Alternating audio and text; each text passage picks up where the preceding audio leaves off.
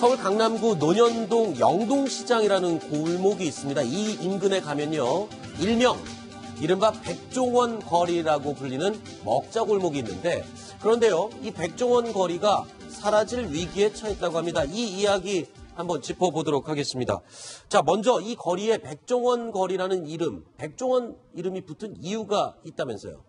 네, 우리 요즘에 많이 요리 연구가로 알려진 사람이 백종원 씨인데요. 네. 방송에도 참 많이 나옵니다. 그런데 이 사람이 맨 처음에 초창기에 가게를 연 곳이 농현동입니다. 네. 여기에 일단 한신포차라고 해서요, 연예인들도 많이 갔던 실내 포장마차가 있었습니다. 네, 저도 가본 적이 있는 것 같습니다. 네, 여기를 중심으로 해서 자신들이 생각하는 여러 가지 브랜드의 매장들을 내기 시작합니다. 뭐 새마을 식당 같은 것도 있고요. 또 뭐 부대찌개점도 있습니다. 그리고 홍콩 반점이라고 해서 중국 요리를 파는 점들도 있습니다. 이런 것들을 한 20여 개를 일대 내면서 백종원 씨가 이 거리를 살렸다 해서 백종원 거리라고 불리게 됐습니다. 자, 그런데 이 백종원 거리에 이 많은 가게들, 여기서 지금 백종원 가게들이 다 사라지고 있다면서요? 박소연 차장, 어떻게 된 겁니까? 네, 바로 그것은 임대료 때문입니다. 자, 여기가 백종원 거리로 굉장히 유명세를 타기 시작한 거죠. 그러면서 2년 사이에 임대료가 무려 30%가 올랐다고 합니다. 그래서 지금 현 시세가 보증금 5천만 원에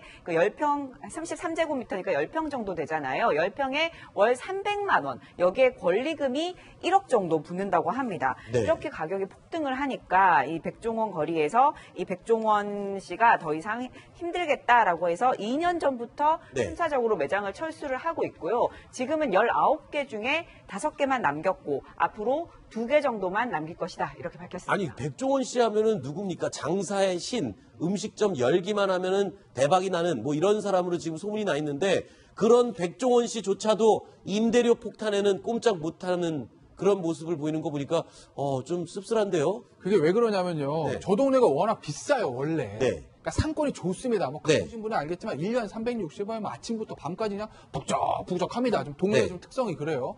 근데 거기다가 백종원 씨가 들어갔으니까 또 언론에 집중 조명이 되면서 또 이제 관광객도 몰리고 수요가 또 몰리니까 임대료가 더 폭등하지 않았겠습니까? 근데 잘 보시면요. 이 백종원 씨 가게 음식들이 대부분 좀 저렴합니다. 네. 비싼 음식들이 없어요. 네. 그러니까 쉽게 얘기하면 고급 음식을 비싸게 팔기보다 조금 싸고 평범한 음식을 박리담의 형태로 파는 게 백종원 씨 영업의 특징이거든요. 네. 그렇게 싸게 파는 음식인데 그런데 임대료가 올라갔다. 네. 그럼 감당이 안 되는 거죠. 백종원 씨 방송 출연을 갖다가 볼 수도 없는 노릇이고. 네. 그러니까 백종원 씨가 이제 이 동네는 지기가 다 했구나라고 해서 외곽으로 좀 빠지기 시작한 겁니다. 어떻게 보면 사업하는 사람으로 입장에서 보면 적절한 판단했다고 봐요. 네.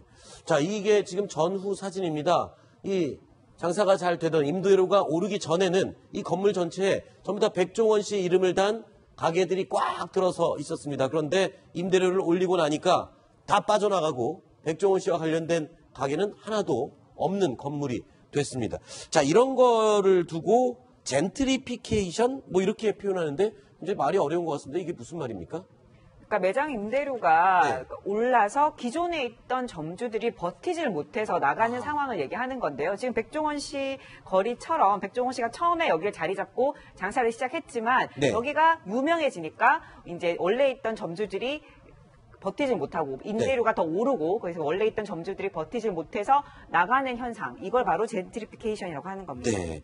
이게 그런 현상이 나는 게 백종원 거리 말고도 다른 동네도 또 있다면서요? 굉장히 많습니다. 네. 사실은. 뭐 대표적인 데가 망리단길이라고 들어보셨습니까? 망리단길은 어디입니까 또? 그게 서울 마포구 망원동의 포운로입니다. 원래 이름은. 그럼 망원동 거리라고 안 그러고 왜 근데 망리단길이라고? 거기에 경리단길이라고 있지 않습니까? 경리단길이라고 유명하죠. 처럼 이국적인 뭐 파스타집이라든지 네. 커피숍 이런 게 많이 들어오면서 망리단길 이름이 붙었습니다. 네. 여기도 대표적으로 젠트리피케이션이 나타나고 있는 겁니다. 네. 그러니까 여기까지 온 것 자체도 홍대나 상수역이 많이 뜨지 않았습니까? 네. 거기 있던 가게들이 임대를 못 버티고 거기서 또 빠져나가는 겁니다. 네. 그래서 다시 망리단길로 이제 이동을 했는데 거기도 또 다시 임대료가 오르니까 또 다시 빠져나가야 되는 계속 악순환이 벌어지는 거죠. 네. 이게 굉장히 왜 심각하냐면 결국은 상권 자체가 무너지게 됩니다. 잘못하다가는. 네. 이게 가장 임대료 올라가면 가격은 그러니까 쉽게 해서 원료값은 싸고 네. 비싸게 팔 수 있는 것들만 들어올 수 있습니다. 그래야만 이제 이득을 낼 수 있으니까요. 그러니까. 따라서 소비자가 다양한 선택을 할 수 있는 게 아니라 대부분 커피집 아니면 이태리 음식점입니다. 그래서 재료비는 적게 들고 네. 비싸게 팔 수 있는 거기 때문에요. 그러니까 그렇게 되면서 이제 그 상권을 또 죽게 되죠. 그러니까 그렇게 되면 이제 거기 원래 있던 토착 주민들이 뭐 슈퍼도 할 수 있고 이런 거 할 수 있는데 그런 분들까지 피해를 입게 되는 거죠. 그래서 막리단길 이분들도 결국 막리단길의 이름 자체를 없애달라. 네. 여기는 이제 그러니까 쉽게 해서 그렇게 경리단길 이런 데가 아니다. 네. 왜냐하면 그렇게 됨으로써 이제 건물주 갖고 임대를 올리니까 본인들이 피해를 본다. 이제 이런 얘기를 하고 있는 겁니다. 사실 압구정동의 로데오 거리도 예전에 버글버글하고 사람들이 붐비던 곳인데 요즘은 한산하거든요. 물어보니까 그것도 임대료 때문이라고 그랬고 한때 유명했던 가로수길 역시 맞습니다. 거의 발 디딜 틈이 없었던 곳인데 거기도 또 임대료 오르고 나니까 요즘 지나가면 썰렁하거든요. 이런 현상들 때문에 그런 거군요. 그게요, 이제 뭐 예전부터 그런 얘기 많이 하지 않습니까? 청년 창업 얘기를 합니다. 네. 뭐 혼자 옷을 만들어서 팔 수도 있고 음식점을 할 수도 있고 이렇게 서비스업 같은 것들 청년들이 창업해가지고 성공하는 그런 모델들을 이제 정부에서 많이 권장하지 않습니까? 네. 근데 이런 현상들이 있으면 그게 안 되는 거죠. 네. 왜냐하면 내가 그 거리에서 내 아이디어를 가지고 이렇게 조그맣게 공방을 차려서 커피집을 차려 잘 되고 있는데 거리가 뜨면 임대료는 올라가고 그러면 대기업 프랜차이즈, 외국계 프랜차이즈에서 다 그 거리를 장악을 합니다. 그렇게 되면 외곽으로 빠질 수밖에 없고 그러면 청년들이 창업해서 커나가는 구조 자체가 잘 나가는 것이거든요. 그렇죠. 결국 그런 서비스업에도 대기업이나 외국 자본의 놀이터가 될 수밖에 없기 때문에 네. 이 부분에 대해서 뭔가 이제 대책을 세워야 되는데 그런데 반대편을 보면 장사 잘 되니까 임대료 올리고 싶은 거는 또 건물주 기득권의 마음이잖아요. 행사거든요. 네. 이렇게 되면 이게 사실 좀 어려움은 있어요. 근데 하여튼 뭐 공정거래위원회를 중심으로 해가지고 뭔가 좀 적절한 대책을 만들어야 되겠죠. 이러니까 조물주 위에 건물주가 있다는 말이 나올 정도죠. 그렇죠. 근데 건물주가 약간 단기적인 이익에 집착하는 것 자체가 본인한테 오히려 손해가 된다는 걸 알아야 될 것 아, 같습니다. 그렇군요. 그렇군요. 아까 얘기한 것처럼 많은 공간들이 상권이 다 죽어버립니다. 그렇게 되면 결국은. 네. 근데 그렇게 되면 건물 임대료는 이제 단기간으로 많이 벌겠지만 결국 사람이 없으면 당연히 다시 떨어지겠죠. 그렇군요. 그래서 건물주가 단기 이익에 집착하지 않으면 그래야만 어떤 생태계 자체가 네. 활성화될 수 있는 거죠. 그런 네. 점을 좀 고민해야 될 것 같아요. 건물주님들, 이재명 차장 얘기 좀 잘 들어보십시오. 이게 단기적으로 돈 올려받는다고 그게 능사가 아닙니다. 오랫동안 버티고 같이 상생을 해야죠. 예. 아니요, 제가 왜 말씀드리려고 하냐면요. 조금 전 이재명 측의 한 얘기가 실현되고 있는 동네가 있어요. 어디요? 저쪽 성수동 서울숲 쪽에 보면은 또 카페 거리가 하나 있다고 저도 네네. 가보지 못했는데 네. 거기도 예전 가로수길처럼 뭐 작은 카페, 뭐 인테리어집, 뭐 소품점 이런 옷집 같은 것들 막 있다고 하거든요. 네, 서울숲 그 뒤쪽. 예. 예, 가보셨나요? 네, 안 저 가봤어요. 가봤습니다. 예. 근데 거기도 지금 예전 가로수길처럼 막 대기업들이 들어올 것 같은 기미를 보이니까 네. 거기 건물주들이 모여가지고 야 우리 좀 그 거리의 특성을 지키기 위해서 대기업 프랜차이즈에 임대를 주지 말자라고 조금 전 이재명 차장이 했던 얘기를 실현하려고 한다는 그렇군요. 알겠습니다. 모르는 게 없으시군요. 웬만한 건 다 알죠. 알겠습니다.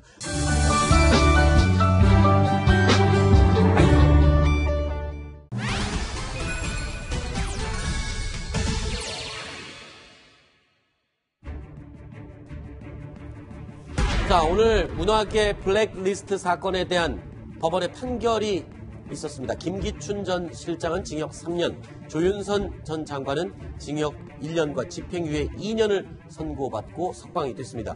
검찰의 구형보다는 줄어든 형량이었는데요. 조윤선 전 장관의 남편이자 변호인을 맡았던 박성엽 변호사는 선고 후에 항소 계획을 언급하기도 했습니다. 관련 발언 내용 들어보시겠습니다. 뭐 이번 뭐 형량에 대해서 좀 만족하신다 이렇게 봐도 될까요? 네.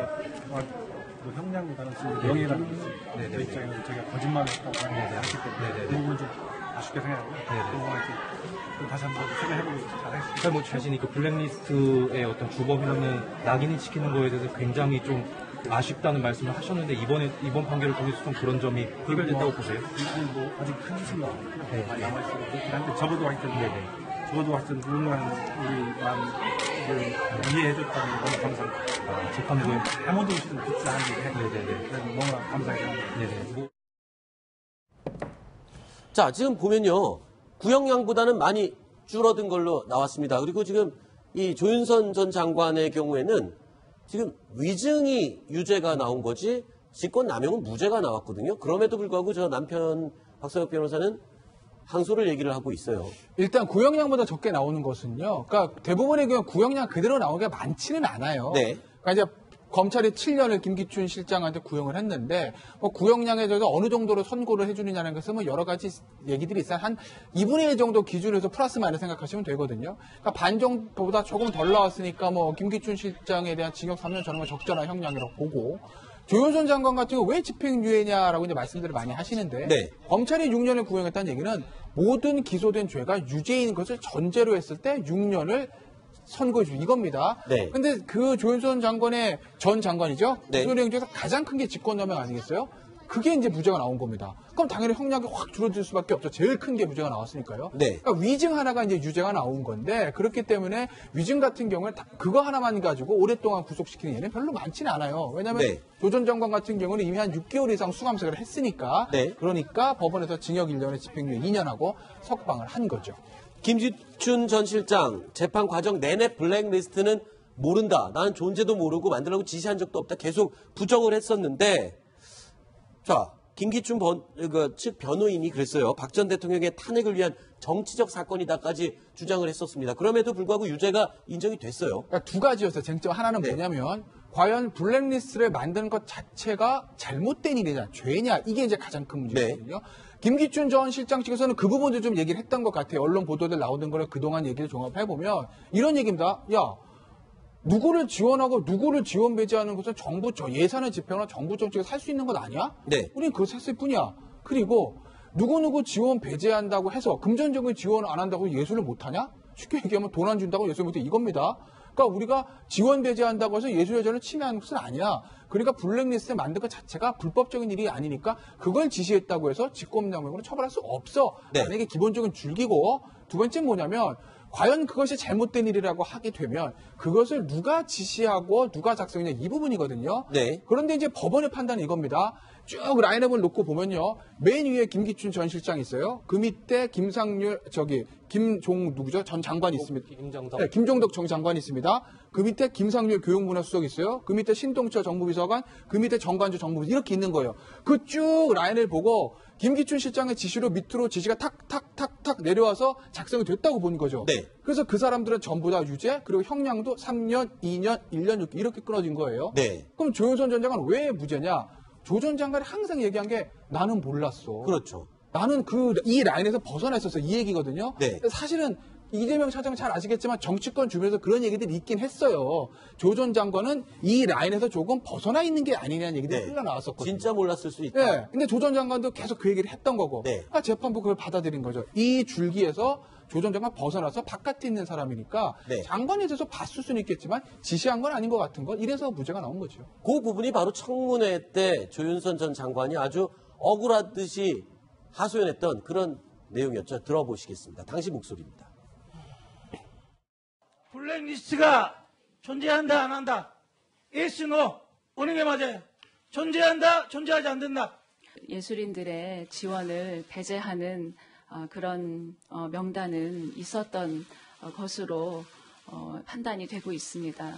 저는 전혀 블랙리스트에 관해서 인수인계를 받은 적도 없고 실장이나 그 누구로부터도 지시를 받은 적이 없고 제가 그 누구한테 지시한 적도 없고 보고를 받은 적도 없습니다. 자, 집행유예 2년, 징역 1년. 이러면 이제 석방되는 거고 아까 언론에 석방되는 모습, 수갑도 풀고 자유로워진 몸으로 나가는 모습을 볼 수 있었거든요. 그 위증의 문제는 그건 제가 아까 말씀한 대로 그건 그 네. 부분이에요. 아까 이제 보시면 나는 블랙리스트 지시를 또 그렇지만 전혀 몰랐다는 것이거든요. 네.